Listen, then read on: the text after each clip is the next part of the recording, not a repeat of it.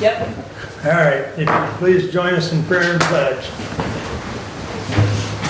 Lord, we are meeting today to conduct matters of business, guide our hearts and our minds in the spirit of fairness, right thought, and speech. Impart your supreme wisdom upon our activities so that our affairs may reach a successful conclusion. Thank you for being our source of guidance today. Amen. Amen. I pledge Allegiance to the flag of the United States of America and to the republic for which it stands, one nation under God, indivisible, with liberty and justice for all. Thank you.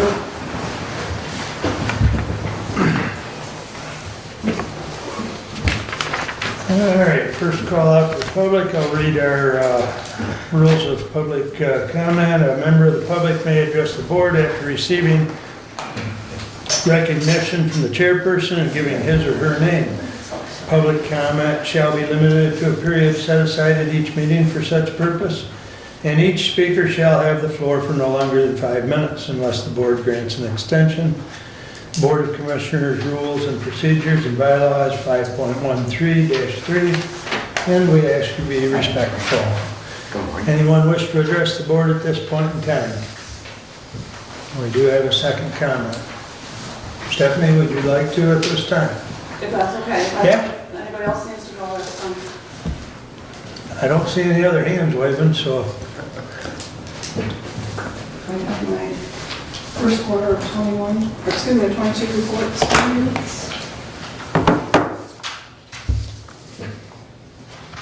I would have had the second quarter, but I'm bringing pivot tables, and Derek wasn't here to help me this morning, so I couldn't. okay. So I'll entertain any questions if you, I'm not sure which one you're looking at first. The one that says first quarter investment, those are all the municipal bonds and CDs that the county has. And then the second one is all the savings and money market accounts and their balances through March of 2022.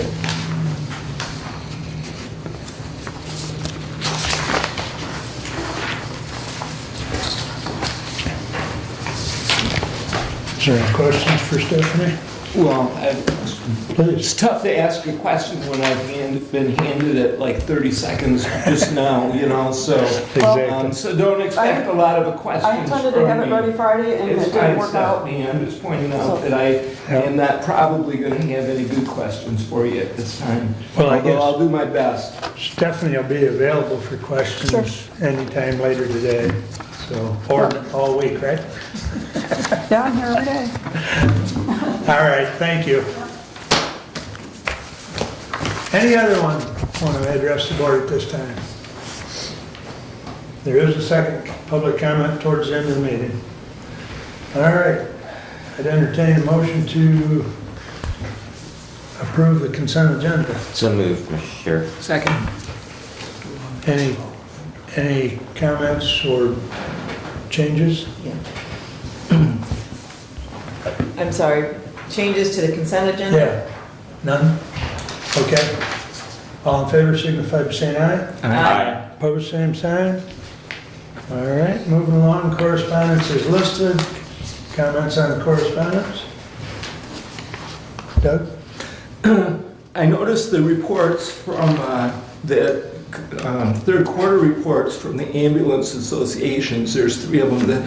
The reports, though, don't seem to be consistent in how the format is. Reading has a different format than the other 2, and I wondered, you know, there's certain points that are kind of hard to compare one to another when the format's different. I wonder if there's an explanation how those formats are not the same. I think that it's just herding cats, that each organization, that it's just the way that they report the data.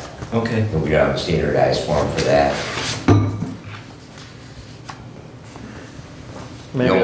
You'll note that Hudson, that they don't give us anything as far as employees.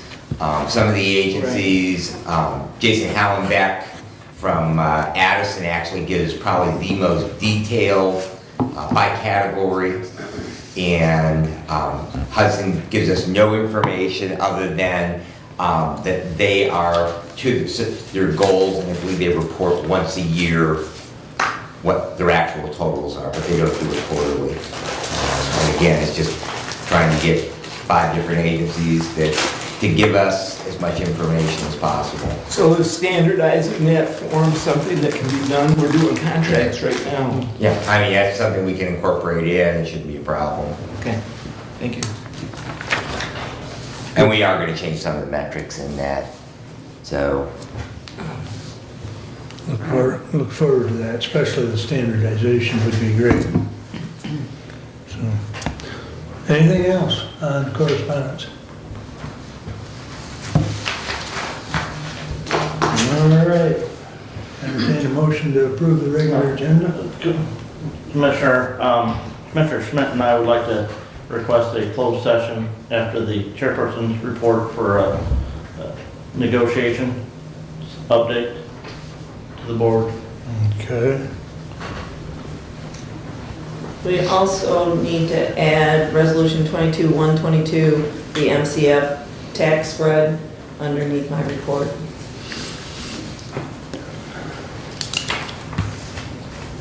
Just for the record, it was submitted in plenty of time to be in the packet. I'm good. So with those changes, I would move to approve the agenda. Thank you. Do I have support? Support. Any other changes or corrections or additions? Hearing none, all those in favor of the regular agenda as amended, signify by saying aye. Aye. Opposed, same sign. All right, moving right along. Troy, you're up, All Troy. right. Thank you very much for letting me come in and give you an update. Last time I was here, we were talking about special ed millage. You know, unfortunately, that didn't go through, but the state did come through with some funds for our school districts to support some special education costs. But I know there's that Shannon back there, and I do want to spotlight our partnership with Lifeways and the collaborative that you have and the millage that we have in the county for mental health. Hillsdale County is ranked at the top right now for mental health services for special ed and gen ed students. We actually, Lifeways provides the match to the money that we get through 31Ed from the state because it's a grant that's a match grant. And we've been able to employ several social workers to go out into all of our school districts and support students. So we had over 2,000 students last year service for mental health services. And we are ranked the highest in the state of Michigan. I was at the state conference for the superintendents this last October or September.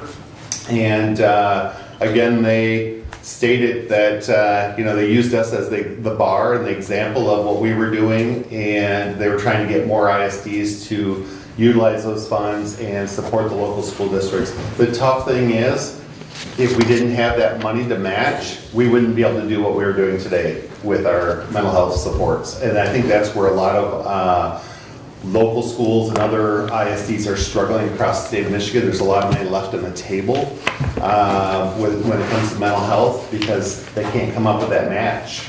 We don't have, our special ed funds can't go towards a general ed initiative that we have for our millage, and we have such a small general ed pot of money to service what we can in our county for schools. So we are very lucky and fortunate to see that we are able to have this partnership with Lifeways and to be able to do this. They have been increasing funds each year around mental health. We will be talking with our local schools to see if they can utilize or come up with some more money to match to capture those funds, because we've really exhausted as much as we can from Lifeways each year on that match. Right now we're a little over 100,000 on that match. So Now 100,000 gets you how much money? 900. So, and last year we were actually able to capture extra money from the state because there were a lot of ISDs that did not spend that money.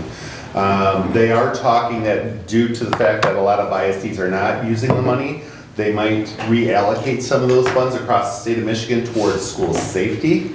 So this year there is money in the School Aid Act, $25,000 per school district to go towards the school resource officer. We're kind of unique because we have 8 school districts and 2 public school academies.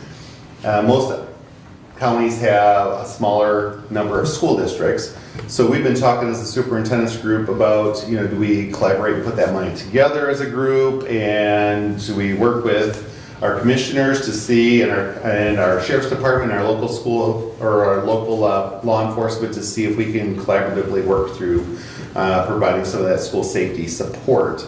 I have reached out to other school districts across the state of Michigan. A lot of them, what they're doing is if they have a local police office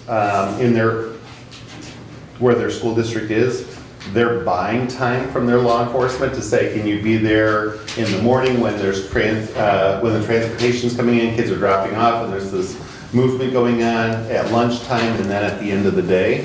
So we want to sit down and be able to talk through some ideas about what can we do with these funds, what is the most impact, the biggest impact that we can have with school safety with those funds as well. So we're looking forward to setting up a meeting with the sheriff's department, and I'm hearing Brad's the guy. That's his thing. So Brad, if we can get together and talk Sheriff through and I it. just had a conversation about that last week. Perfect.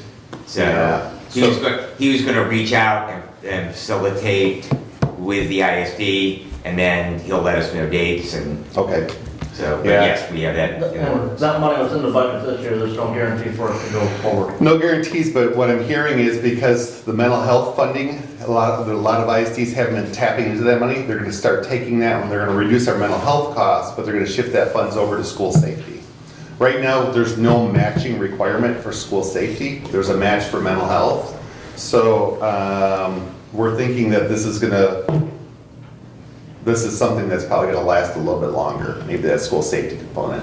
We don't see it going up, but they do suspect that it'll stay on as a $25,000 per district for a while. Will the charters receive that as Charters well? as well. So the two public charter schools in the Yeah. county, they will also get that money. Yeah, so we met at our SUPS meeting at the first of the month and talked through it. I'm gathering some information from other counties to see how they're utilizing those funds, but I really want to meet with our sheriff's department and you and see what we can do from the county's perspective and what makes most sense for us in Hillsdale County.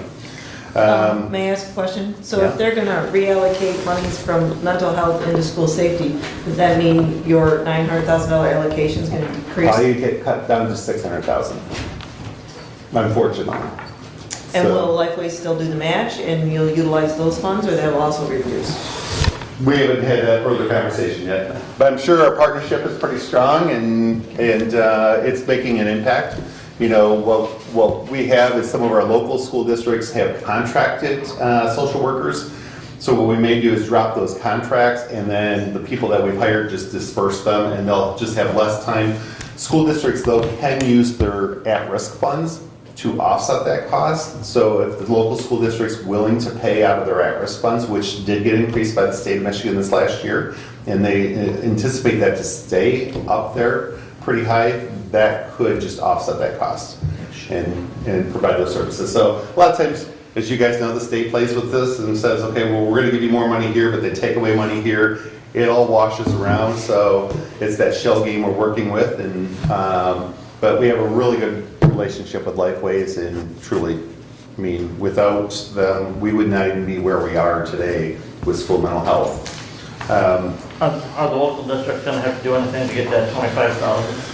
No, actually, it's just a form that they fill out that basically documents telling what they're going to do, use that money for. That's all it is. And so we're working with all of our superintendents on that process. There's also money in there from the state, $2,000 per building to have an assessment done as far as the needs assessment, safety assessment. So a lot of our school districts have already started tapping into that and contracting with a couple vendors that the state is recommending.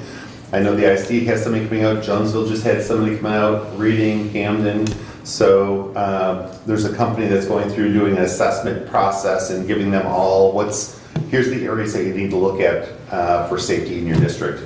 Under the guidelines of the law, also under the School Aid Act, ISDs have to employ a safety liaison that will collaborate and work with local school districts on a safety plan and make sure that safety plan is up to date every 3 years. We're still waiting to see if there's funding tied to that or if that's just a non-funded mandate.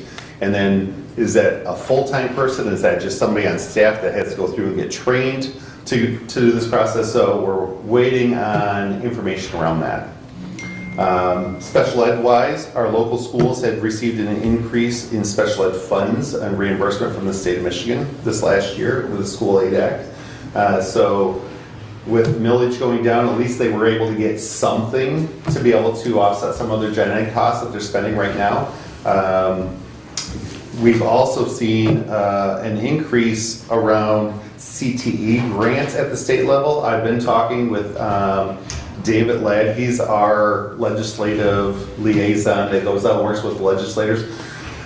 The biggest issue that we run into in Hillsdale County compared to some other counties that don't have millages, if you have a millage, you're not eligible for this money. This money actually is to increase and update equipment. But our millage draws in such a small amount of money. I have sat down with David Ladd, showed him the math. He is going to work with the governor's office and the legislators to see if there's a formula they can come up with that would allow us and other ISDs that are very similar to us that has a small amount of mills that come in that we should be able to capture some of those funds to build equity. Because you do have other ISDs that capture a pretty large millage. And when they're trying to do apples to apples, and the whole idea was if you don't have a millage, you can capture these funds, we're kind of penalized because we have a millage to sustain staffing, but to continue to grow and build the updates and stuff, it's kind of more penalized with that. So sitting down with them, they said that made a lot of sense. They pulled some other small ISDs that are similar to ours with the same type of millage issues. We've talked together.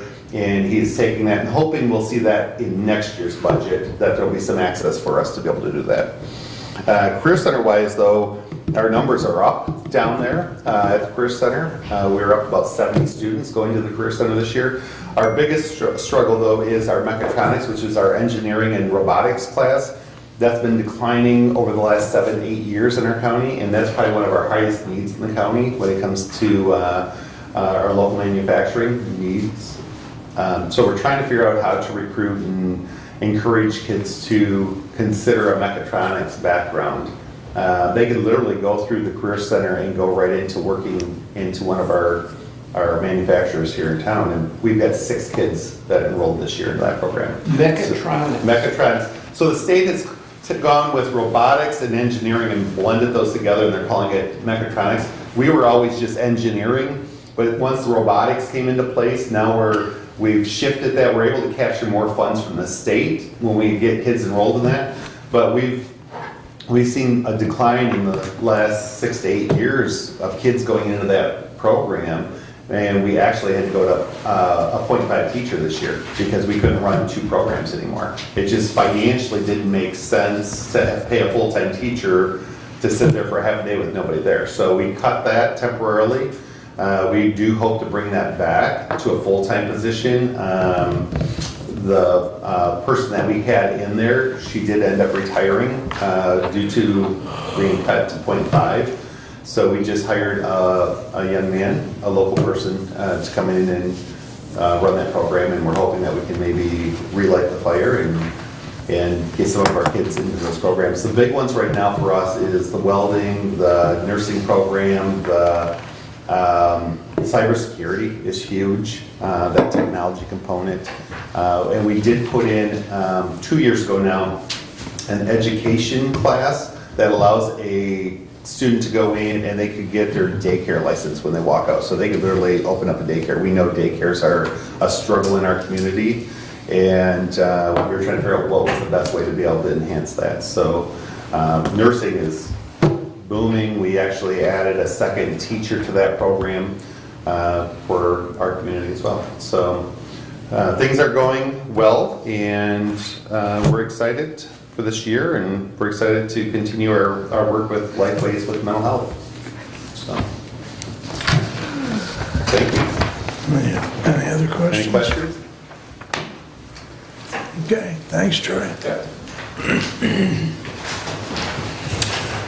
Moving right along. Moving right along. Where's Terry? That's up there. Good morning. Morning. Have some new information for you. So we have Terry Bear, Executive Director for Perennial Park Senior Center. I believe I know all of you. The contract. I know we discussed this, gosh, before we even went on the ballot in August for our renewal, well, replacement renewal. We combined what we would have done in '24, the two half mills, and put them onto one. And blessedly, the voters approved. Always nice when we get the community support. So Mark, Brent, JC, Alice, and I, and Maggie, Director of Nursing, Deputy Director, who's here today, hiding behind me. We met on August 3rd and September 7th. You have it in your packet. I was going to give you a page number of the 126 pages you were sent in your commissioner packets, but it was in there. And so, worked out some concerns. You'll see me more frequently. Brent wanted perennial park representation, myself or designee, to come quarterly, which I have no issues with.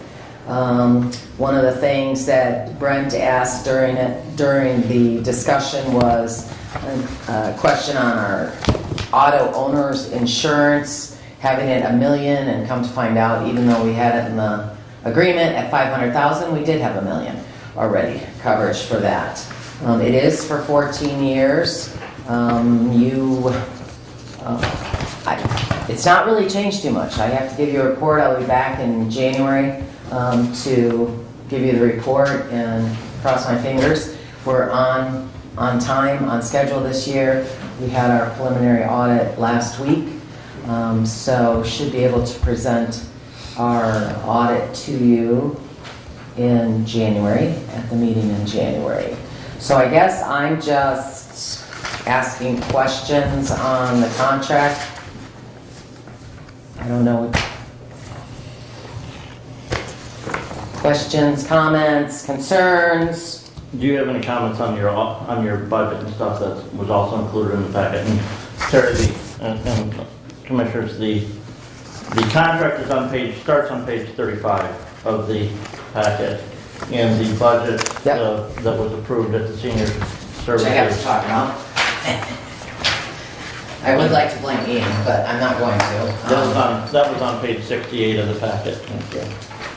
This is, the Finance Committee met yesterday to discuss some variances in the budget to be amended at our October meeting. And so one of the things that in this master budget I just presented to you also shows our actual. We didn't have that for you before, but our 21 actual, the specific changes in that were in our federal state income, looking at our ARPA. We received our service contract awards from AAA last week.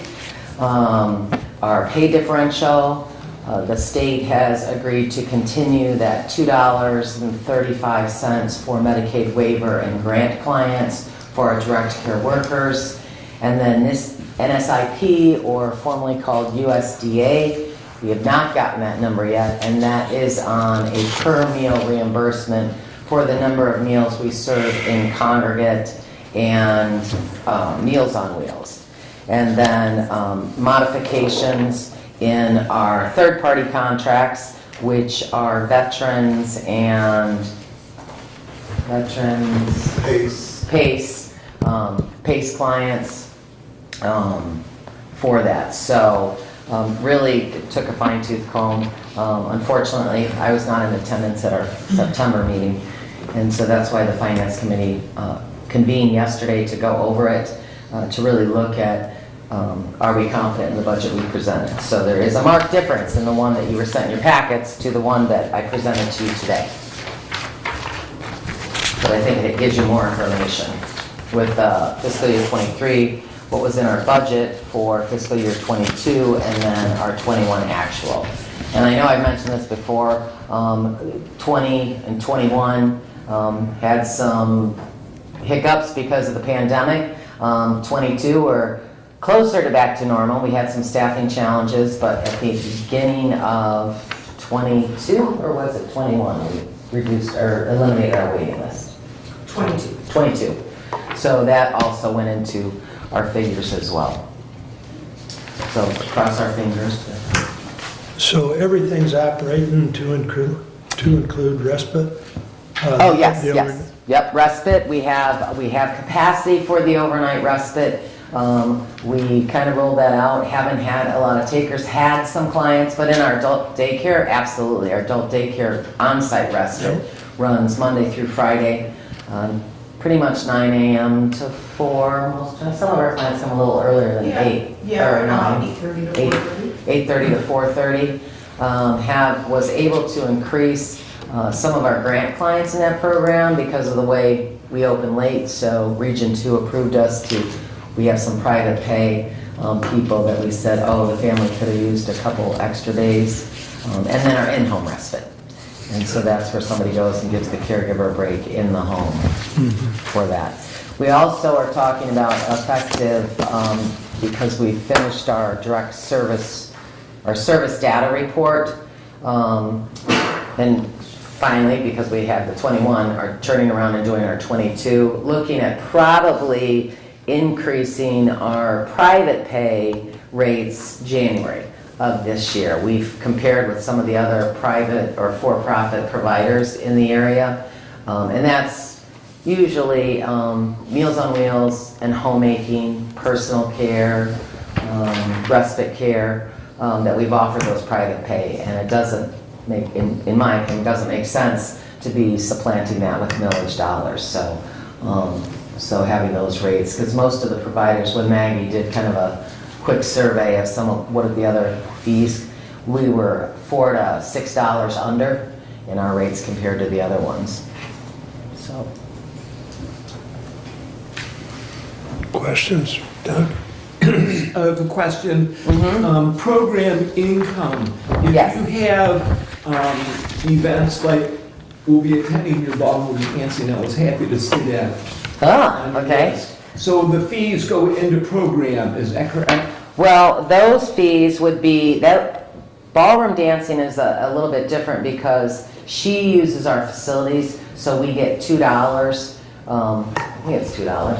I'm not sure on that ballroom dancing, what the rate is she gets to use for that. That would really be a third-party contract. Program income is our donations, is our, what's the budget?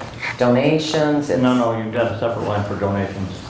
No. Donations for, it's donations for Meals on Wheels, home-based services. We send out, every month, we send out a contribution letter to those people receiving grant services. So we say, in August, you received 20 meals. The cost of these meals was X amount.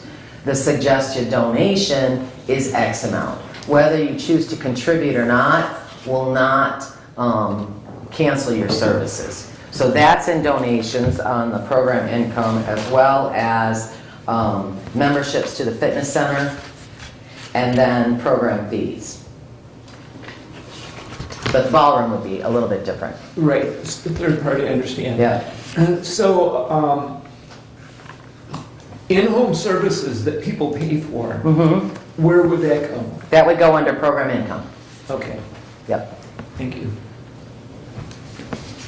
And they do have, if you have any questions, they do have Dan LaRue, our finance director, and Rob Glass, our finance coordinator, with us today too, so if I get stumped. That's all my questions. Any other questions?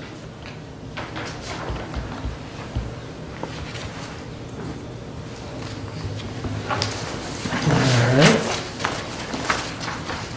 Resolution 22-120. We, the Board of Commissioners, authorize Mark E. Wiley, Chairman, to sign the agreement between the County of Hillsdale and Hillsdale County Senior Services Center, Inc.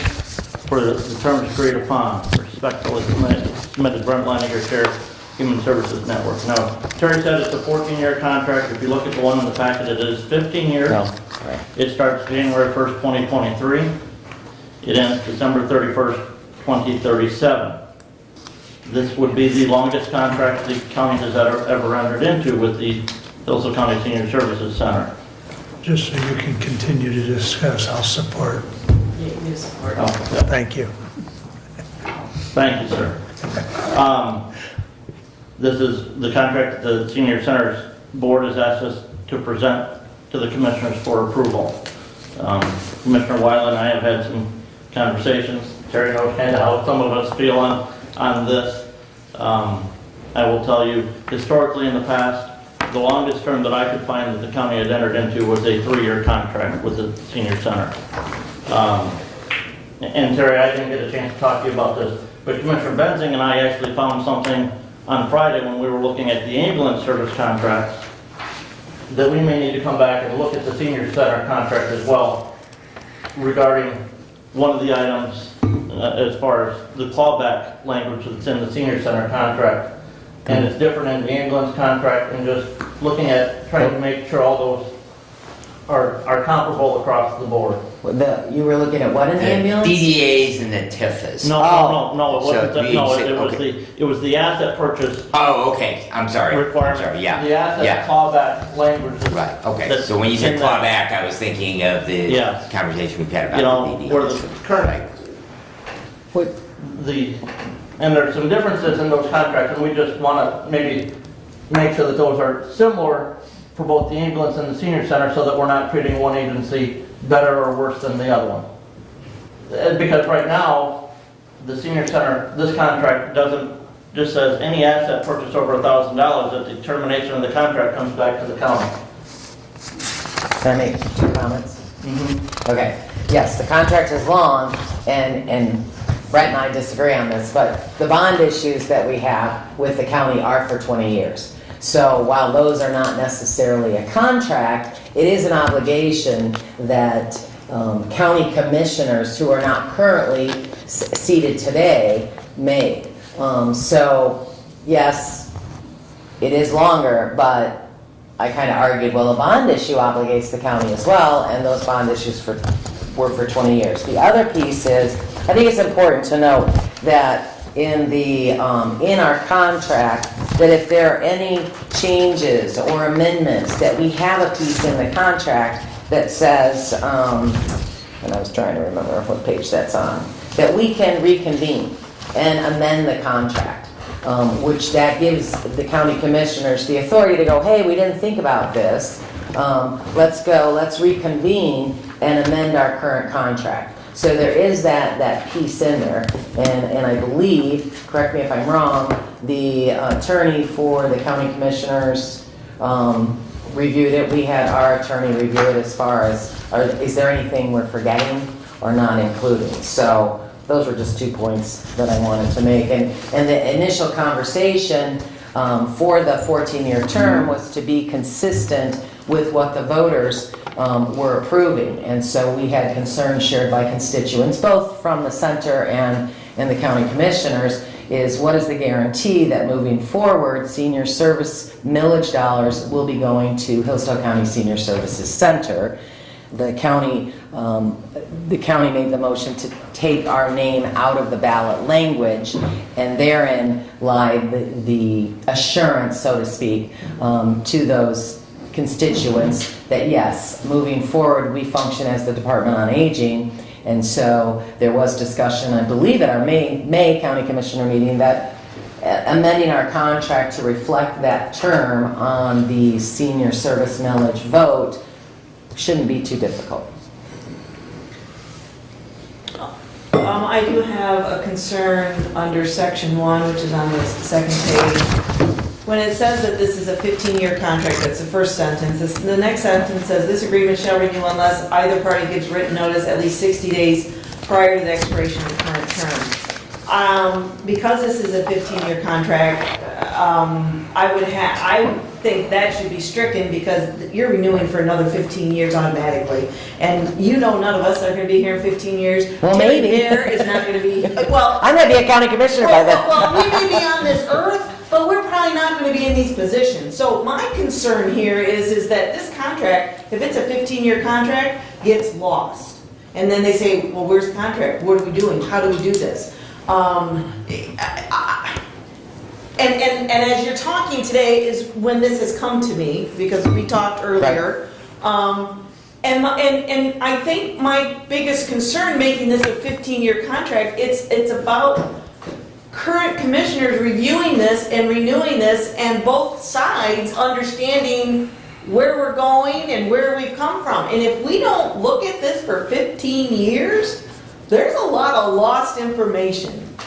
So I guess I think there's a couple of things that need to be addressed in here before this gets voted on. So I don't know if we table it at this point or, I don't know. I'm concerned. Brad? Thank you. I'm in agreement with Commissioner Schmidt. I think that velocity is a lot different today. And so consequently, we just heard from Troy from the ISD and about how programming changes really from budget to budget, both from the state and from the feds.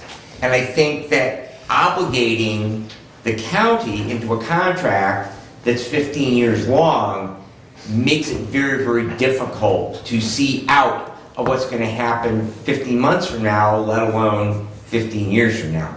So, I would echo Commissioner Weiner's comments that we have other contracts with other entities that are much, much shorter than this. And while I understand that the term of the millage is for 15 years hence from now, that we don't contract with anybody else, and in particularly, we have to think about that we are contracting as we are reminded that the Senior Center is a private nonprofit corporation. They're not a unit of government.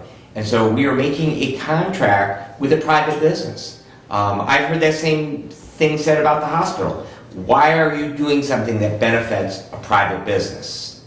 And we have 5 ambulance entities in Hillsdale County, 4 of which are public entities. They're owned by either townships or cities, and we have 1 private contractor, and yet we treat all of them the same. Just one other component, Terry, and I don't know why this has ever come up. I've really never asked the question, and don't take it as a criticism, because it's not. I'm just curious about it. Commissioner Langer and I both sit on the CAA board, and in our bylaws, the CAA is a private nonprofit corporation that is created by federal legislation. But they're private business. And yet, in our bylaws, it says that we will conform to the Open Meetings Act because we have all these public dollars that flow in. And, I've asked that same question as we're looking at ambulance contracts. We have 4 that are public entities, and we have 1 that's a private nonprofit.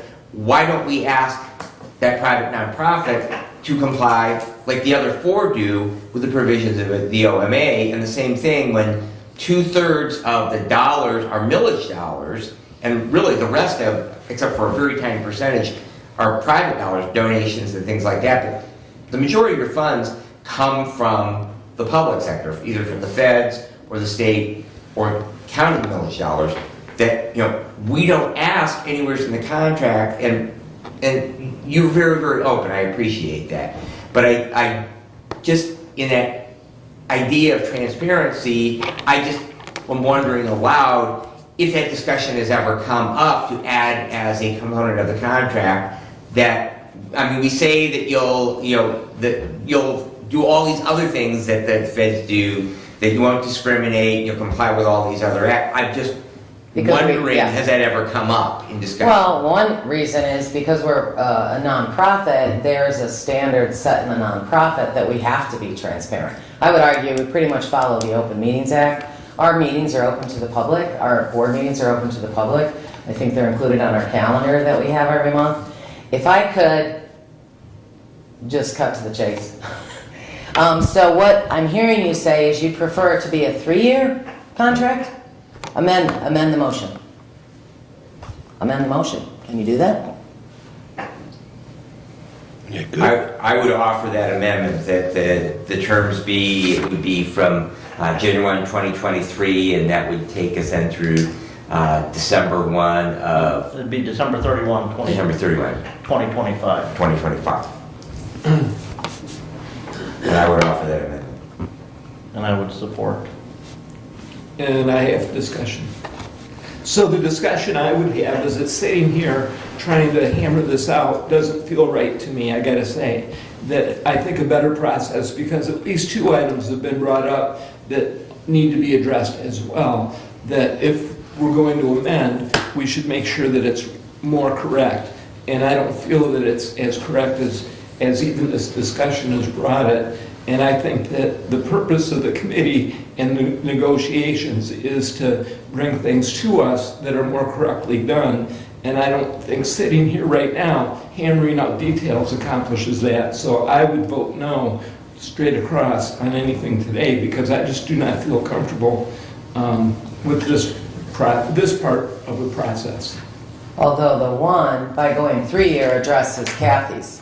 Yeah, it addresses mine, but you've got 2 things. You got the OMA and you've got clawback. clawback with regard to buildings.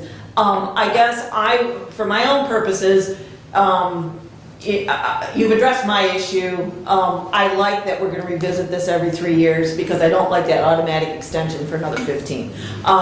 And as for the other 2 issues, in my opinion, they're essentially doing what the OMA, they're essentially complying with OMA. Right. So I think that that's, in 3 years, you can incorporate that. This other issue, I don't know if it's a big enough issue to deal, to postpone this at this point, or do we go ahead and approve this contract and they can address it in 3 years when they renegotiate? Are you talking specifically about assets and things? Because that is referenced in this, And the asset. right, it's in section 3, Terry, article 3. What we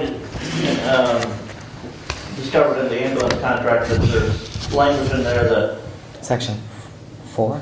I always thought it was section 3 of. Well, section 4 is capital expenditures. Any Okay. equipment purchased by the center with funds provided under this agreement, any single No. item which exceeds 1,000 shall become the property of the county upon dissolution of the senior center to be utilized. And the center agrees to maintain a current inventory of all items purchased, including invoices, date of purchases, warranties, vendor, and maintenance schedules. What I've got, What do you my got? email is, or what it was on the email was section 3, not section 4. County funds? No, I guess I'm not sure where you're... since I'm looking at my packet and it says section 3. Are you in the right? Yeah, Right. 10-11 agenda.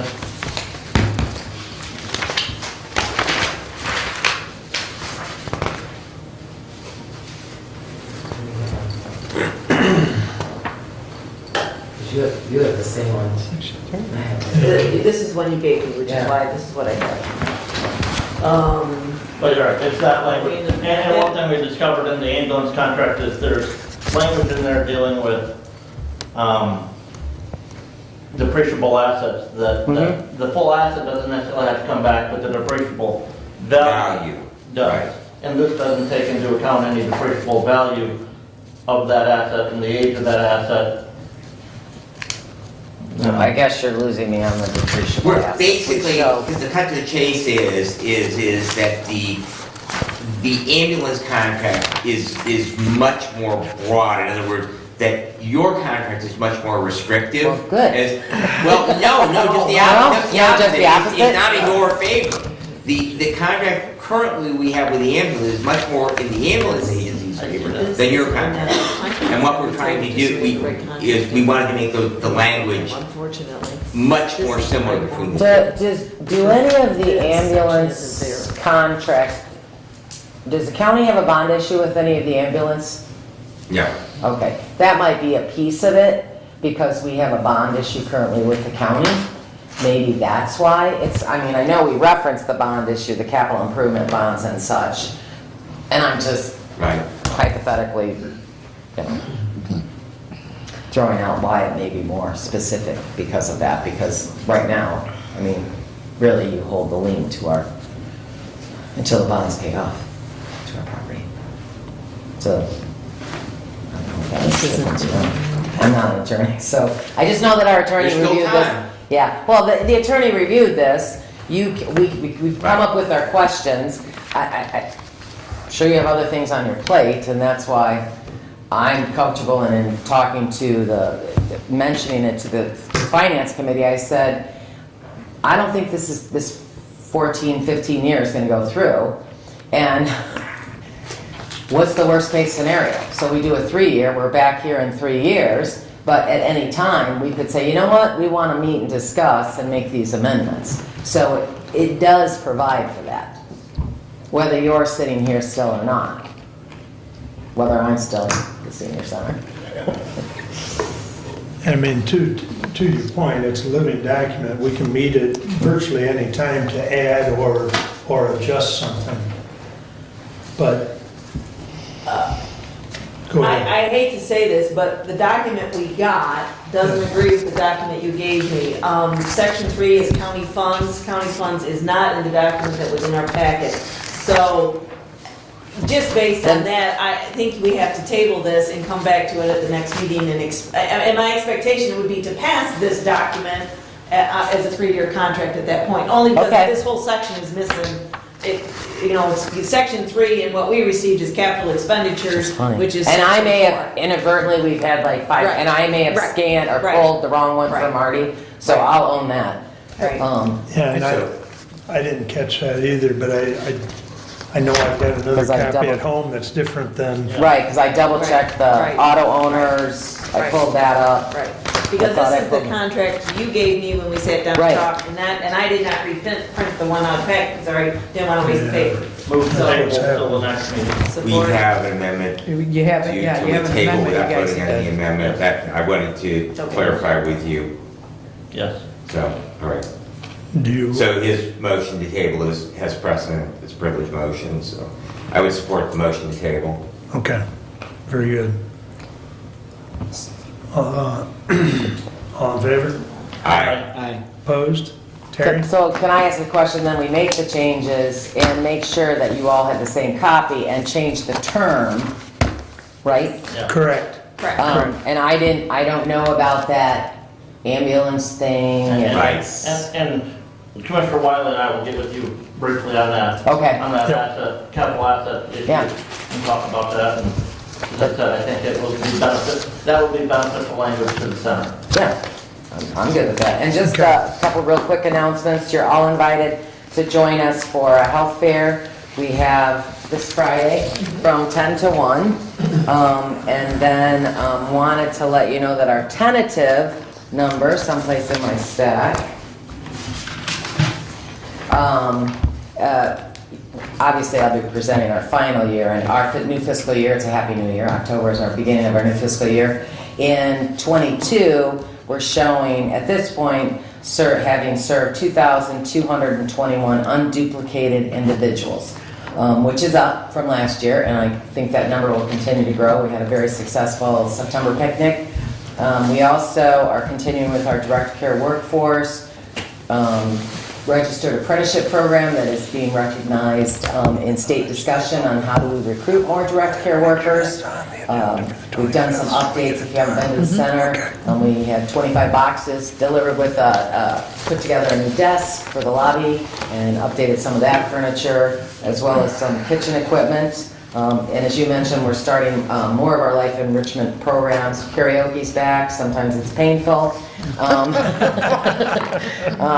But a lot of people enjoy coming out and sing, whether they know how to sing or not. Or I shouldn't say they all know how to sing. It's whether they really have a good voice. So we love Helen and Floyd. We have a lot of They volunteers. make a joyful noise. They make a joyful noise. That is correct. So, and thanks again to all of you for your comments, your input. My door's always open. And I guess I'll be back soon. We'll get with you. Okay. And I- Thanks. We'll plan on having this back on the 25th, Okay. so. All right. Thank you, Terry. And thank you to your staff. All right. Committee reports. Mr. Ingles. Thank you. A couple of items. Renaissance will be here coming up in this week. The crane will be delivered with black inspection to follow. Once the black inspection is complete, then we will be able to schedule and make decisions on the work that will be needed. Hopefully, we will be able to create a schedule so that the courts can schedule their dockets through January. Additionally, with facilities, the annex building was shown to another interested party. No action at this time, just point of knowledge that the annex has been shown. From our IT department, the link to the application for citizen involvement is active. Those in our community that would like to serve on the Hillsdale County Board or Committee are encouraged to apply. Board of Commissioners are actively seeking applicants to fill vacancies. Please go to the county website, click on Board of Commissioners, click on Citizen Involvement, and then click on BOC, Application for Appointment. And if you have any difficulties at all, please contact me directly. On Wednesday, there will be a MSU Meet Michigan event at Hidden Lake Gardens. This is an opportunity to engage with leadership team at Michigan State University Natural Resources Department. They'll have a 2-hour discussion and meeting at Hidden Lake Gardens. I will be attending, and I hope to have some questions regarding our parks and Meridian Ponds, Lewis Emery Park, some of the needs there. So, yes. Question on the MSU. I went to township meetings last night and I was going to announce that, although when I read the registration, you had to be pre-registered by October 10th. Is that, are they holding? I just guess I want that out there. I don't know how hard they hold to that. I don't know. The announcement that went out said you needed to be pre-registered. Right, so that's why I didn't announce it at my meetings last night, because I thought, why announce in a meeting that they can't attend? But anyway, that, I just wanted that little point of clarification, so. Yeah, I'm not sure that you can't attend. What I think the process was free entry to Hidden Lake Gardens. If you did it, so you Yeah, could so pay. otherwise it might be $5 to Right, get in. right. So, But I don't know the answer to that question, whether you cannot attend. But I will be there, and I hope to bring some information back from that meeting. That completes my report.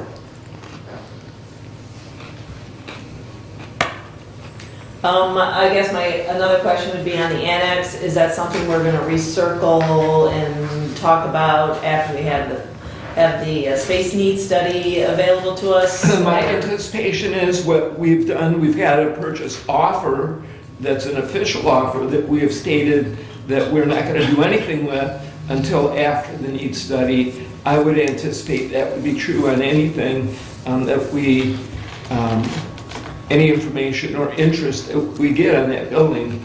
You know, we're not in a position to move forward with it at this time. Well, it's not about moving forward. Is that gonna be part of the conversation? Well, it's Commissioner's pleasure. Okay. I don't know what we're gonna do with the annex yet. You know, we don't have the information, and we don't know what will be required. We have no idea yet. We have rumblings and we have swirling information, but we don't have anything that we can really talk about yet because we have not received that needs study. My understanding was we're waiting on that use needs Right. study, so. Right. I think my point is that we don't lose this piece of information when we come to that, when it's time to have the conversation. I would hate to lose this latest piece of information and that gets lost in minutia. So that would be my. Well, for me, I wouldn't call it minutia. For me, it's big deal. Well, So it is a I- big deal, but there's a lot of information swirling. Yeah. And I don't want it lost in all the In the information. swirl. Okay, Right. in the swirl. I don't, Okay. okay, so I will retract my minutia I- statement. It's about the volume of information that needs to be considered when this decision is being Right, made. your facilities committee chairman is keeping pretty good track Okay, very good. to answer your question.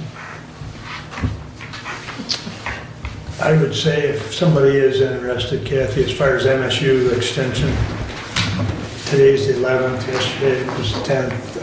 I think if you contact them, they can probably still get a seat. I think the biggest thing on that is they were trying to get a head count. Sure.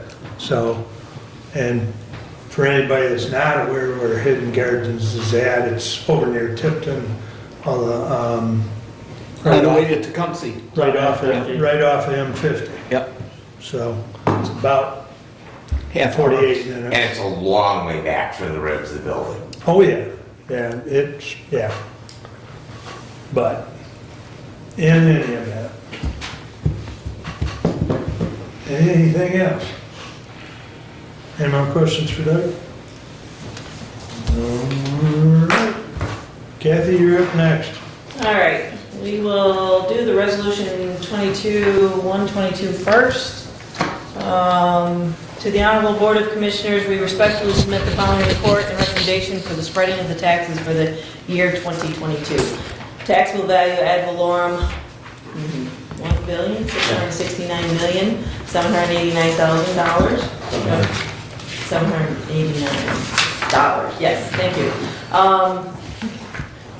Medical care facility, MCF, capital improvement bond, 0.35 mil.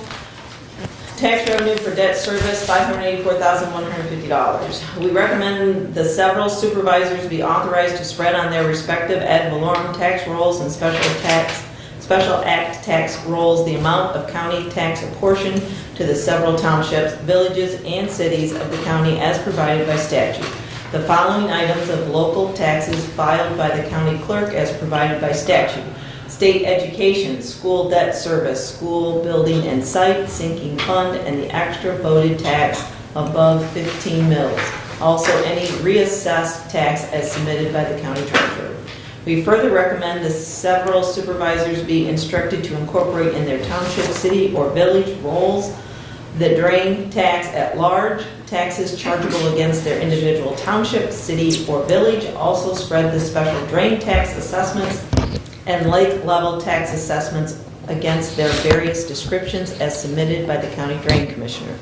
We further recommend the several supervisors be instructed to incorporate in their several rolls the amounts of curb, gutter, and sewer tax chargeable against their individual city, wards, or townships.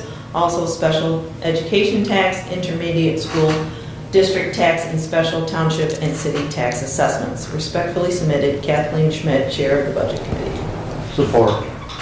I would say that my understanding is originally when this mill was approved for the debt service, it was higher by 0.05 mils.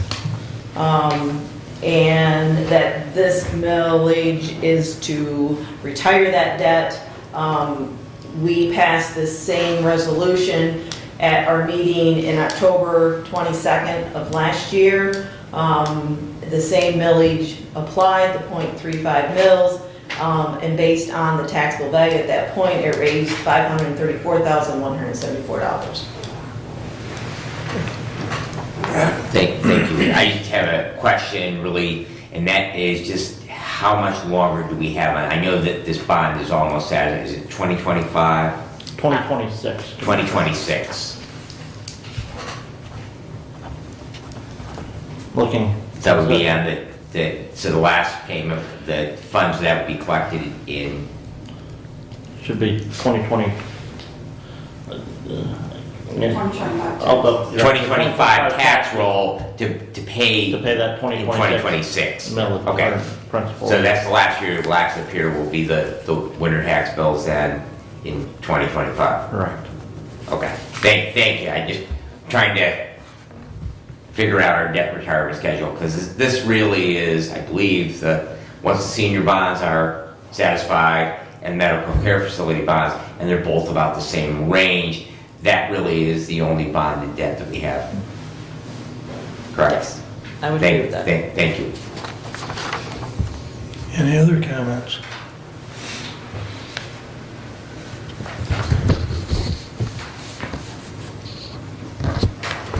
Hearing none, we'll do a roll call. Commissioner Ingalls? Yes. Commissioner Schmidt? Yes. Commissioner Wiley? Yes, Commissioner Bensy? Yes. Commissioner Leininger? Yes.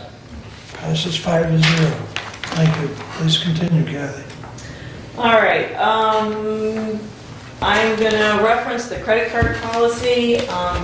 The commissioners all received the updated version in the packet. It's in the packet as a clean copy, but the commissioners received the copy with the changes, very evident, so that you knew what the training changes were. I'm putting forth that credit card policy today, expecting to actually have it under resolution at the next meeting for adoption. So if anybody has any questions, I guess now would be the time. Has everyone had a chance to look at that? Are there any questions? And my only question are the spending limits for the individual departments that I saw, those are appropriate. I take it that was reviewed. We reviewed them, they're very much in line with where they've been. The last time this was submitted, I don't remember the date. I can't remember the last time. I don't know. For some reason, I'm thinking 2013, but I don't know if that's true or not. Partly why we're submitting them this way is so that when the auditors come in and audit, they have an approved list of what the credit card, for each individual, what it's approved for. Okay. And so if we do it in this form, because we can't do a blanket across the board that they can't exceed a certain amount, because like in facilities, what they're putting on a credit card is very different than what the clerk's office is putting. So you just can't have one number. So this gives the auditors that list of what's approved. And so, again, it was about cleaning up the policy a little bit. And again, there weren't major changes to the policy, and there weren't any major changes to the credit limits as well. Okay, and that's, I just wanted to make sure that because since we've had a significant amount of inflation, and I didn't know when the last time, so it was in 2013. Right. We've had 9 years worth of, at least 8 years of, 1 or 2%, and then 1 year of, Lord only knows what the final number will be. So as long as department heads are good, it's appropriate, then that's the only question that I had in looking at it. And don't quote me on the 13th, because again, I don't remember, it's been a while. Yeah. So, okay. I guess my question, Doug, you got a question? Yes, I do. Please. I asked, my question initially was to the department head, on is this real world applicable? And the answer was yes, that this system does work. The follow-up question that I have for Commissioner is it seems that some of the departments have multiple cards, and is there a way to pare some of that down? For example, the one that really jumped out at me was District Court has 4 credit cards. As far as I know, we weren't trying to cut down who reviews them. I think the biggest reason for the review of the credit card policy was to help ensure that each department was submitting their bill with their attached receipts in a timely fashion so that it can then be paid in a timely manner. I think that was the crux of this. I was not hearing that too many people have credit cards. That was not anything I had heard. They weren't trying to cut down the number of credit cards. So I don't know that that's a concern. The other question was there's 30 credit cards? No, I can't remember the 22. number. 22 credit cards. 22, So 23. the tracking of all the credit cards, just fundamentally in the system, how does that work? Again, once a month, all credit card statements are submitted to the clerk's office, and they review the credit card statements and make sure that they have appropriate documentation. If they don't, they let those department heads know, and try to get that information. And I think almost 100% they do before the credit card is paid. The credit card is then paid on time. As far as I know, since I've been here, I've not heard that it's been paid late. So I think, again, the processing of the credit card and the number of credit cards, I've not heard one statement that there's an issue with that. It was about getting receipts to the clerk's office in a timely manner. That is what this is trying to address. And for the auditors, have it specifically stated and approved by the Board of Commissioners as to what the limits were.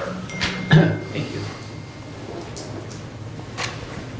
Do you, Okay? do you want to bring that up for a motion today? No, I will just bring it Bring it as back a as a resolution. full resolution? Yep, Okay. yep. Just bring Just it so back I- as a resolution next time. Okay, And that is what my objective was. So, well, I would suggest that when you put that together, that we put it in consent agenda. yes, that is Because my everyone's had a expectation. chance to That's talk what's about gonna it. be my suggestion. Yep. I think we've discussed everything we need to on it. Yep. If anybody sees anything, we can pull it, but I think Correct. that's perfectly appropriate. Okay, that was my intent. Thank you. All right, so I did want to make note, correspondence 3 is the public hearing notice, the City of Litchfield's tax increment finance authority.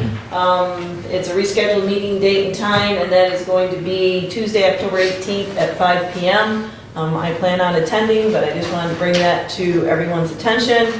And then I would also want to make note of correspondence 6, which is the Jonesville Notice of Intent to Prepare a Master Plan. They sent this email out to the various agencies, being Fayette Township Planning Commission, Hillsdale County Planning Commission, Region 2 Planning Commission, AT&T, Michigan Gas Utilities, Consumers Energy, Comcast, Indiana Northeastern Railroad, Hillsdale County Road Commission, and Michigan Department of Transportation. So again, if any of those have interest in making comments on their master plan, they can get a hold of Jeff Gray. And in that document, there's an email link that they could send contact via email. We're continuing to work on the budget. We will be setting up second round budget meetings for those departments that are necessary. And we'll be going into closed session today to talk about negotiations. So other than that, went to my township meetings last night. So other than that, that's all I have, unless we have questions. Questions for Kathy? Okay, Okay. very good. Brett? All right. Senior Center, we've already discussed that. Everybody's got a copy of that budget to review for the next fiscal year for the Senior Center. Commissioner Ingles, I'm glad to hear that you're going to be attending the MSUE stakeholder event on Wednesday. I am preoccupied that day and won't be able to be at that event.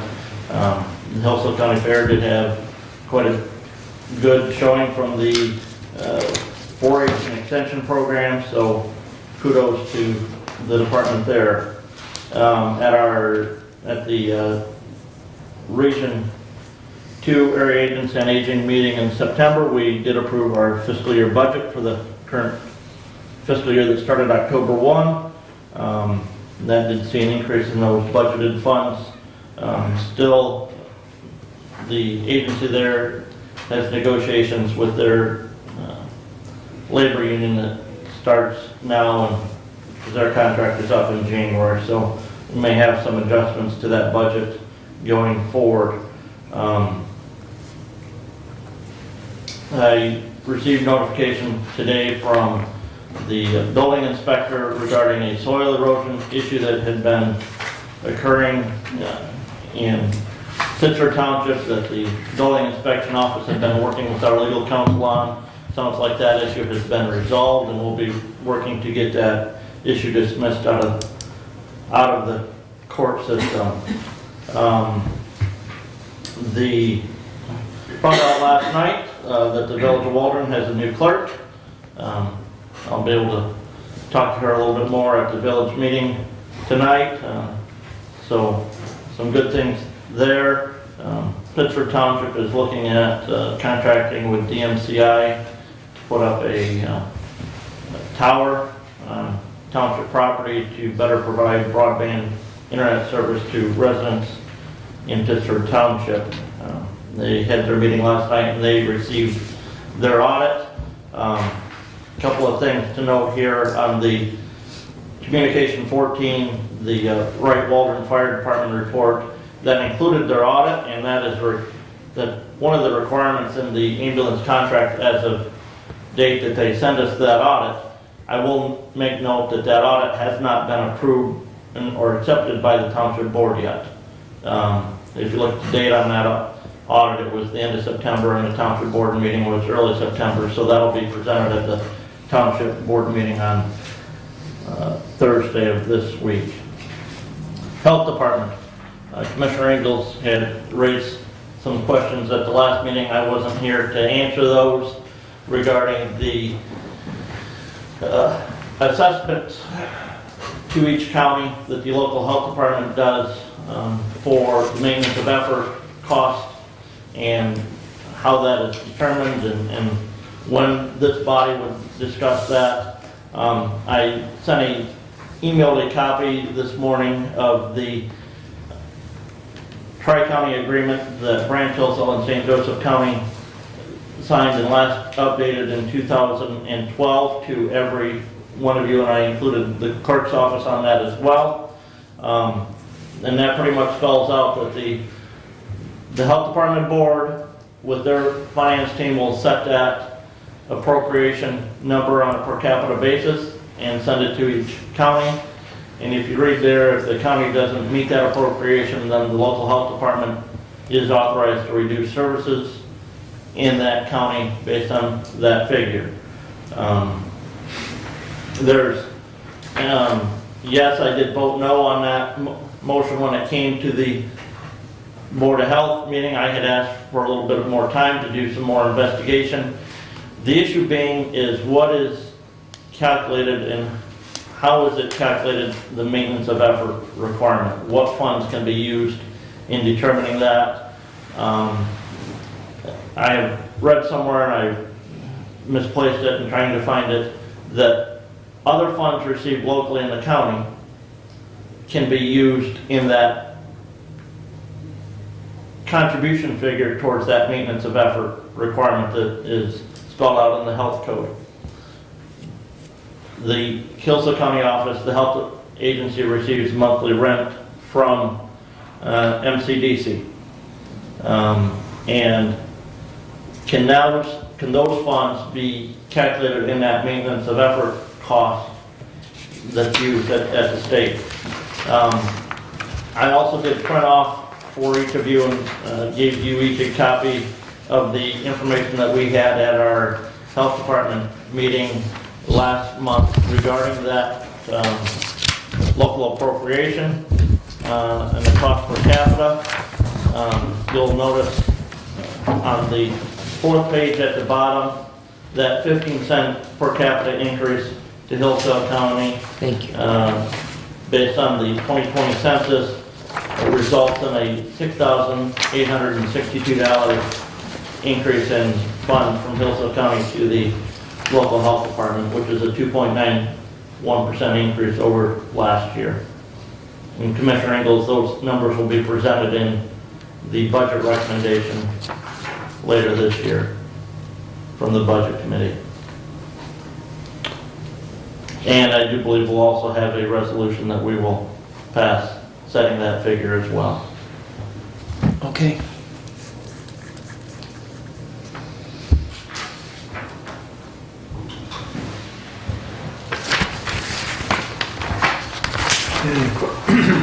Any questions for Brent? I guess I'll just make a comment. I find it interesting on the appropriation history that Brent's provided you. If you look back to, even just back 10 years, the total appropriation 10 years ago is basically the same as what we're proposing for 23. And we all know the cost of everything's gone up. So You know, there's, excuse me, I think on the other page, it does show the appropriations by some other counties. We're extremely behind when you look at other counties as far as appropriation. But, you know, it's just something to keep in mind. We do what we can within the budget. Yes, Dad? I would comment, though, that it was reduced for a variety of reasons at the county level, and that, you know, it could be that some of those reasons still do exist today. You know, while it's true certain prices have gone up, Yeah. you know, our available funds have not gone up at the same rate. So to continue to raise, you know, I would, you know, point out that, you know, we need to use good fiscal responsibility as we, if we do decide to raise. No question. Any other comments? Pat, I believe you're up next. All right. First of all, I'd like to thank my fellow commissioners for the resolution we had on the consent agenda, for the emergency services telephone board, getting that board back to full strength. We've had a vacancy on there for 6 months or better.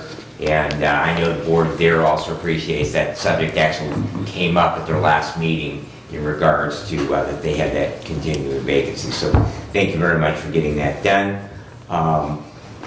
Commissioner Wiley was off touring the UP. I hope to get a report on that. For our department heads meeting, we did get an answer back, you may recall at our last meeting that the treasurer had raised a question about the handbook versus the union contract in regards to our employees. And I did report back at our department heads meeting that our current contract with the employees formerly represented by the SEIU, as you know, that SEIU terminated the relationship with them. That will continue in place until either we negotiate a new contract or the employees vote to decertify their union. So we will continue to follow that. The contract will continue to take precedence over handbook. The exception to that would be where they have agreed that provisions such as we now grant vacation time or personal time off at 6 months rather than at a year, but the provisions of the contract will take precedence and it will remain in effect until such a time that one of those two events occur. We also had our Stop the Bleed class, and we are going to schedule a follow-up one with 2 sessions, probably sometime in November. Tom Whitaker will be getting that information out for those people. We had 80 people that attended at our session in September, and we do want to make sure that those people who are unable to attend have another opportunity, so we'll have those dates out. Tom Whitaker is at the Emergency Management Conference this week through Wednesday. I've had several constituents contact me regarding dogs that are running loose with their owners out at Lewis Emery Park. If you have ever looked at our county animal control ordinance as well as our parks ordinance, dogs are required to be on leash when they're off of the owner's premises. And obviously our county parks are off of the owner's premises. I did have a conversation with the sheriff. The sheriff asked me to just follow up and make sure that we prominently signed that. And I did take a drive through, and there are actually 2 places where they say that dogs must be on leash. The second being, it says it's strictly enforced. So the sheriff did say that he would have the animal control officer step up presence there in the park. If nothing else, do some education with those people who might have their dogs off leash. And hopefully we can make that problem be a little bit less of an issue there. So raise awareness on that. Derek did complete his work on adjusting the final payment for our ambulance contracts. We are getting those in. We actually have 4 of the 5 entities have now filed reports. Somerset being the exception. But we have holdbacks for DDAs and TIFAs. And we need to adjust them, so consequently, I distributed to you this morning a copy of that table, and so as you're out and about with your townships, if they are one of the ones that are affected by that information, that will be the adjustment of their final payment. If you're back from reading that they have agreed that that amount is correct, and so they will be shorted by that amount, and that will then allow us to have those funds to distribute out to those DDAs and TIFAs. The county ambulance agencies met on October the 4th, after which they proposed the distribution of the county ambulance millage monies for 2023. That proposal will be part of our continued discussion with ambulance contracts. Whether or not we will continue to use the existing formula or not, something different. But since we do not have a contract in place for 2023, that is merely a proposal on their regard. And if anyone has not had an opportunity to see that, it was sent out to the clerk's office, but if you have not had an opportunity and would like to see it, I would be happy to share that with you. And I was unable to attend that meeting as I was out of town. Medical Control Authority met on October the 6th, and Commissioner Leiter, I believe that you did have an opportunity to attend that. I don't know if you had any comments for the board in regard to that. I know that there was an exchange with from Dr. Wells replying to some of the points that Mr. O'Neill from Reading Emergency had brought out, and that will continue to be an interesting discussion. The needs of one, in many cases, are felt that they outweigh the needs of others, and it continues to be a problem to have ambulances available, not just in Hillsdale County, but all across the state and actually all across the nation. I subscribe to a number of email publications from across the country in regards to EMS and the issues that we face here in our own county as far as timeliness and having ambulances available, the time it gets to have one there on scene, and the time that it takes as far as transports continues to be a problem elsewhere. So that will be an interesting issue. One thing with the Medical Control Authority, the hospital has proposed some changes to the bylaws. They will be moving forward with that. I think that their interpretation of what the state's requirements are is somewhat limited. There are actually, if you download the manual for medical control authorities, there are 3 or 4 examples of how they can be made up, and the hospital is taking a position that the state is requiring the bylaws to be very, very limited in primarily giving a significant amount of influence to the hospital rather than to all the other public service agencies within the county, such as we have now, and who is a voting member of that. So that will be interesting to see how that evolves. It is of interest to this body because in our current bylaws, the commissioner representative to the medical authority is a voting member. If the proposal of the hospital is moving forward, this body would no longer have a vote on that medical control authority, as well as all of our ambulance agencies, as well as all of our fire agencies and our law enforcement agencies. So I think that it's something that we definitely want to pay attention to. I will say, number one, I'm glad you were out of town so that I could attend that meeting, because that was very enlightening as we get together and work on negotiating with those ambulance agencies that renewed contract for the ambulance services. And yes, it's a very enlightening discussion between Dr. Wells and Director O'Neill. And, you know, the authority there has many rules and procedures that they have approved in the past that they just want to make sure that they're continuing to follow those or modify them as needed. So, and they didn't even get to the discussion regarding bylaw changes because they were an hour and a half or 2 hours in and the room was needed elsewhere. So, Well, my thanks again for you being able to attend that. So, Commissioner Leiter and I, we met for the first time regarding the ambulance contracts last Friday, and we had a couple of hours going through them line by line, making some edits, and it's my understanding that we've been able to locate a Word copy now of that so that we can more readily make some edits, and we hopefully will have a proposal to go out in the not too far off future. Our current contract does expire at the end of this year, and as you know, we have to have a contract for services to distribute those monies come January when the next payment will be due. So we want to continue to work on that. Rather interestingly, I would like to thank Abe in the clerk's office and Jody as well for their work on finding the actual language of the millage for ambulances, because what we have found is the language for the last 32 years, or at least 30 years, has simply referred back to as approved in the previous but we did not have the actual language. So going back to 1990, we actually now have found the language that we have been renewing for the past 30-some years. So kind of interesting as we dig into that. And that will also come into play as far as how those contracts are moving forward. Judge Lisney did inform Commissioner Wiley and myself that the director, friend of the court, has left employment with the county. The deputy director there will be taking the lead, at least in a temporary position, and they will be looking forward to filling that position. Laura, I don't know if possibly you might have any feedback on that move. I do not. Okay. Thank you. Very good. So, but we will continue to update that position. Our prevention works meeting later this week. 911 board meeting will be a week from Wednesday, and township meetings continue. The last thing I have, fishing was good. Up north was just starting to turn color, just a little bit ahead of us, not tremendously.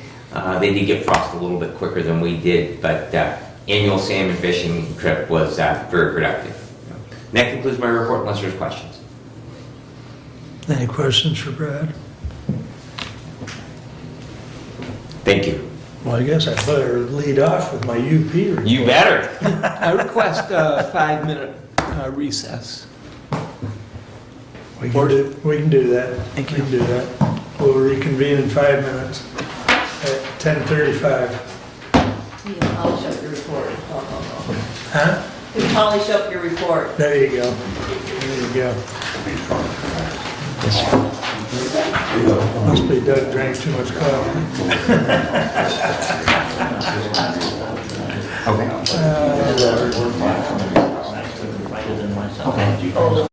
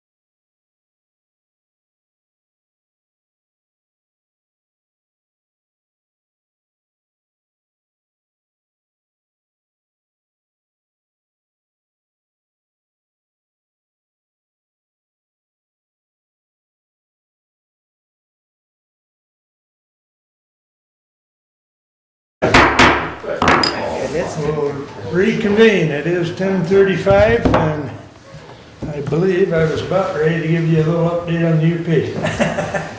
As Brad indicated, Sean and I did take off up to the UP the last weekend of September. And we were just probably 5 or 6 days early on the color, but still was a beautiful trip. Anybody that hasn't been up there should go up to the falls and Whitefish Point. Quite a nice memorial up there for the Edmund Fitzgerald. So that's that, but had a good trip and good weather. So, Brad and I have a meeting with the labor attorney on the 14th of this month, and then we have labor negotiations on the 18th. And hopefully we can get that wrapped up on the 18th. That's our hope anyways. Let's see, check that. Insurance meeting, Brent and I were at on 10/5. We're gonna have another meeting here in a couple of weeks. There was a few loose ends. Right now, it's at approximately a 7.5% increase on our policy. So, but we'll keep you posted on that. John was gonna look at some more information and get back to us, and then we were gonna have another meeting here probably, hopefully before our next commissioner meeting. So, medical care report. Terry indicates here that twice weekly COVID testing continues at the facility and have had 0 resident cases in the facility. We currently have 3 staff members off with minimal symptoms. CDC, CMS, and Michigan Department of Health and Human Services have updated their infection control requirements for nursing facilities. Several changes to testing frequency and isolation time frames will now be based on community transmission levels rather than regional or state transmission rates. Excuse me. The biggest change to infection control guidance involve isolating in place. Historically, we were required to open and staff a separate COVID unit while there were active cases in the facility. With the updated guidance, someone who tests positive may now remain in their own private room with enhanced PPE usage. Let's see, included in the updated guidance is a move to no longer differentiate between vaccinated and unvaccinated individuals with regard to PPE usage. When in outbreak mode, everyone will be required to wear the same enhanced PPE. When not in an outbreak mode, the county transmission rate is anything. When not in outbreak mode and the county transmission rate is anything other than high, reduced PPE usage is suggested. Visiting, communal dining, and group activities continue at the facility. We expect changes to visitor screening requirements in the next few weeks. And anyone interested in being a certified nursing assistant, please contact the facility's HR department. Respectfully, Terry Esterline. So things are moving along out there. It looks like there's several changes. And last but not least, October 3rd in the Lenawee Court, the hearing that Mr. Hendy had brought suit against us as far as the OMA violation of posting the meetings was dismissed. So as soon as I get a copy of the official dismissal from Mr. Thompson, I will send it out to all of you. So, and that's all I have unless I have any questions. Hearing none, you wanted to go? Move to go to closed session for labor negotiations. Support.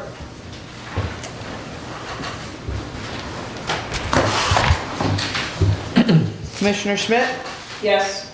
Commissioner Wiley? Yes. Commissioner Benzine? Yes. Commissioner Leininger? Yes. Commissioner Ingalls? Yes. We would ask that you all step out for a few minutes. I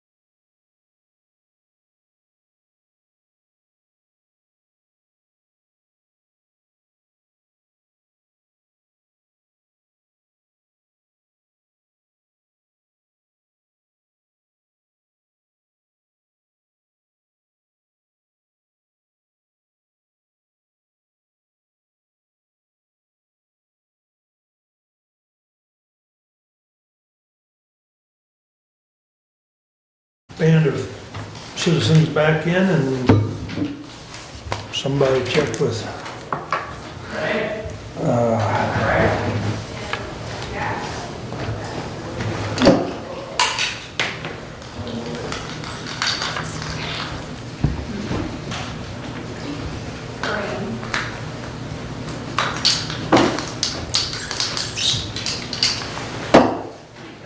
We're ready now. They've had time to formulate now.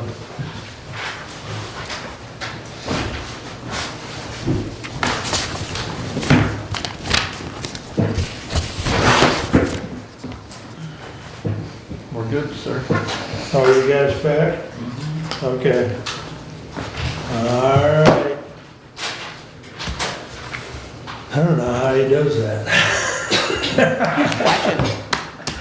All right, there's no motion to come out, or I mean, we've come out of closed session, we're back in regular session, and there's no action needed at this time. So that brings us right up to public comment. Thank you for returning, and who would like to speak? Roy?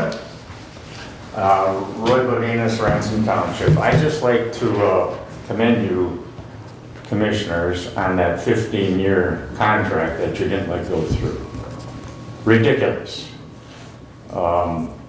You would burden the citizens, and then you would burden the future board. And we don't need that. 3-year contracts are fine. So thank you. Thank you, Roy. Any comments? Penny Swan, City of Hillsdale. I will echo that statement. I'm like 15 years, that's crazy. And I also want to thank all of you guys for your work. I know I come down hard on you many times, but I appreciate that we can still talk and still work together. Thank you. Thank you, Penny. Stephanie, anything? Thank you all for attending. Additional business, Doug? No additional business, just a further comment on Wednesday's meeting at Hidden Lake Gardens. I really look forward to that and hope to come back with some good information, so. Okay. Brad? Just kind of an echo on the Hidden Lake Gardens. If you're unable to attend on Wednesday, the River Raisin Watershed Council, which the County of Hillsdale is a member, will have their semi-annual meeting of the members on October 25th at 6 p.m. Same location. So the seasons will be a little bit more progressed in a couple of weeks. And so if you don't have an opportunity to be there for the MSU function, I would encourage you to attend 6 p.m. There are some light refreshments, so cheese and cracker type things. And they usually have a pretty good presentation. They have maybe a 20-minute presentation. Usually they're pretty informative. So again, if you can't make Wednesday or you want to come to both, but Hidden Lake is a pretty nice destination. It really is. Thank you. Brent? You know, I thought I had something earlier, but I had a senior moment and I forgot it, so. Write it down, Brad. That's all I can tell you. Write it down. Senior moment, the senior contract, and, okay. Kathy? If I may ask Stephanie a question on the information you handed out on the first quarter investment summary. Looking at dates. No. Okay. 'Cause I just noticed no. that Derek did those, so I was concerned about the totals. Right, well, I'm not even at totals. Informational question. You're gonna have the second quarters to us at the next meeting, and it should be in the packet? Yes. Yes, okay. So just a quick question is if I look at the investment summary is at 10,000,008, and I've got to look at the money market savings, we're at 14,000,001. Roughly, what's the difference? It's including county road funds as well, so that's, not necessarily the county's money. So this is county money and this No, includes, one is the savings and invest in money market accounts. Right. The others are CDs and municipal bonds that I purchase for longer term. Isn't some of that? Non-liquid and liquid, does that make sense? but I don't add them together, do I? So we have $24 million in investments. but it's not all ours. That- It's and not that- all so ours, yeah, okay, then- We have ARPA money. right, That's all of them. okay. And And 911's that's got at a the end couple of of first CDs. quarter, and we'll have the second quarter here, well, at the Because next I meeting. get trained better on the Okay. pivot tables, I've not done that before, and I had issues with the second quarter, so Okay. meeting with Derek, his phone rang off the hook and he couldn't get with me yesterday. Yeah, no, I get that. I'm glad I asked the question. So we add these two together as for investments. And so I guess I would also mention that we have been able to get an uptick in our interest rates. Yes. And a lot of our stuff is now at what, do you think? County National just came through because I did invest some ARPA money in a different place, so they questioned it. They came and visited me and gave me a Yeti cup and all this stuff. But they upped the Cedars account to 2.5 from 0.8. Right. So that's our. Three little times. money. Right, and the other places you Hope we're jumping invested, up you're and at down about the what, top. 2.5? Or to 3? Up to 3, over 3 and some. Over 3 and some. Yeah. So just, and that's happened in the last month, right? Would that be correct? So, yeah. Brent? Yes, Commissioner Benzak had mentioned earlier that once we get the medical care facility bond and the senior center bond paid off, the bonds are done for the county, but technically this building was done with a limited issue general obligation bond, and that won't, which is a lot smaller figure, that won't be satisfied until 2028. Okay. And HVAC at the courthouse? That's just done as a loan, not as a bond. I call them all bonds because I gotta make And my both. bond payments. Yeah, But both those are paid out of general fund. correct. So, Yes. so they're not we don't have a millage this levy. So supporting that Right, directly. yeah. I also mentioned on the investments, part of that money is medical care, so they have their PPE money in there as well. So it's not just general fund money. Anything else, Kathy? Nope, that was, I just kind of wanted a couple of questions on that. So thank you, Stephanie. You're welcome. All right. Well, I don't have anything additional, so we'll adjourn for the day. Thank you all.